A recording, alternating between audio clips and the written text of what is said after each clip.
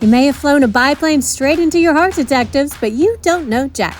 Let's get to know a little bit more about Orchid Island's resident Renaissance man.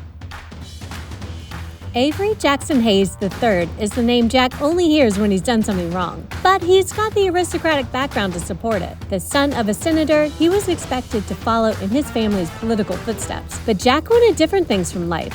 Rather than hobnobbing with the elite, he spent his childhood mingling with cows and chickens on his maternal grandfather's farm. These grandparents were his favorite family members, and Jack loved helping them around their farm, even making friends with a cow named Milky White.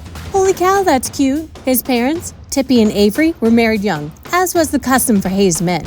They seemed to get along but didn't exactly project a loving environment. Maybe that's what made Jack such a romantic. Swoon! Growing up, Jack was a bit of a rebel, even down to his long hair. He had a habit of picking up odd jobs in nearby towns just to upset his wealthy paternal grandmother Vivian. Once he even did a stint as a rodeo clown. Snoots was his clown name, but Jack would prefer if you didn't bring it up. But enough with the clowning, Jack is a pilot at heart. His experiences flying his grandfather's crop dusters paved the way for him to fly the coop as a pilot in the war. Never one to avoid getting his hands dirty, he knew how to repair planes too. Jack was good with his hands in other ways too. He had a talent with words and wrote poetry from a young age. He burned his angsty teen poetry though. Probably for the best if you know any teenagers. Jack's love of flying into the face of danger led him to join a flying circus. They would swoop through the air, defying death and thrilling the crowds. But it was his prowess at the terrifying stunt called the Cuban 8 that resulted in him first being dubbed King of the Skies.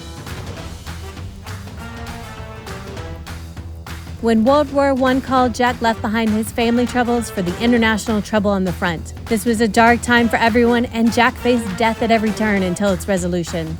War continued for him afterwards, though, but this time it was with himself. Survivor's guilt had left scars on Jack's psyche. Therapy in those days came mostly from a bottle. But for Jack, this is particularly dangerous as alcoholism runs in his family. Both his father and grandfather had spent years drinking away their troubles. From the outside, the King of the Skies was living the high life, but inside he was still haunted by the war. He drank more and more in an effort to smother his feelings. But that wasn't his only vice in those days. In those heady post-war days, the handsome American pilot nicknamed King of the Skies was something of a point of interest for the ladies of Europe, and Jack didn't seem to mind the attention. Thankfully, he had his good friends June and Amelia to keep the pilot grounded. Eventually, they were able to convince him to put down the bottle and pick up the pen.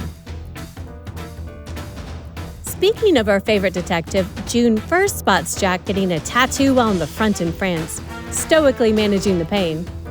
The attraction was instant. He had one of those magnetic personalities, a smile that drew people to him like moths to a flame, she said.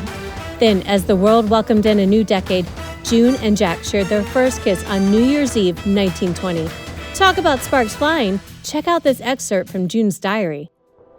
There was only Jack. One hand pressed in the small of my back, the other woven in my hair. As our lips met again and again. With a kiss like that, you'd think their romance was written in the stars.